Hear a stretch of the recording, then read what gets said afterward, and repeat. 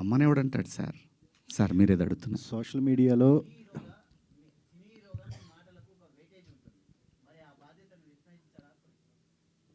అందుకే కదా సారీ చెప్పాను సార్. మళ్ళీ అదే ఇది నన్ను అడిగితే పర్లేదు, రేపు ఇంకో హీరోయిన్ అడిగితే ఆయన కూడా ఇదే చెబుతాడు, సారీ చెప్పాడు కదా, ఇంకో దాన్ని కాకుండా ఏదైనా అడుగుదాం అని అంటారు. సార్ మీరేది అడుగుతారు? ఏదన్నా ఇష్యూ వచ్చినప్పుడు ఎవరన్నా ఏదన్నా మాట్లాడితే దొరుకుతాడు, బలి చేసేద్దాం అని ఒక బ్యాచ్ ఇప్పుడు చాలా ఎక్కువ మంది ఉన్నారు. సో అలాంటి బ్యాచ్కి మీరు అంటే మిమ్మల్ని కూడా దొరకపుచ్చుకుందాం అనుకున్నారు. సో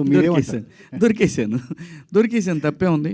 నేను బాధపడింది ఒక్కటే, ఈ పిల్లలందరూ నాకు తెలిసిన వాళ్ళే కదా, ఒక మాట నన్ను అడుగుంటే, ఒక మాట ఇప్పుడు ఏదైతే ఈ ప్యానల్స్లో ఉన్న వాళ్ళందరూ కూడా ఒక మాట ఏంటన్నా అని అంటే, లేదమ్మా పొరపాటు జరిగింది అని ఆన్ ది స్పాట్లోనే వెళ్ళిపోయేది కదా.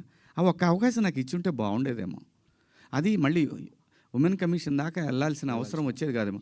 డెఫినెట్గా ఉమెన్ కమిషన్ రియాక్ట్ అవుతుందండి. వాళ్ళకి సమాజంలో ఒక సెలబ్రిటీస్ నుంచి ఇంత పెద్ద అసలు మొత్తం ఒక పెద్ద వెల్లువలాగా ఏముంటుంది అక్కడ పోతే?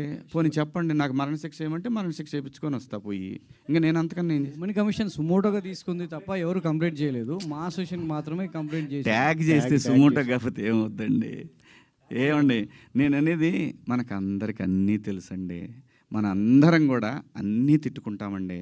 బయట బూతులు తిట్టుకుంటాం, కెమెరా ముందుకు వచ్చినప్పుడు పద్ధతిగా ఉండాలనుకుంటాం. ఆఫ్టర్ ఆల్ మనుషులు అండి మనం.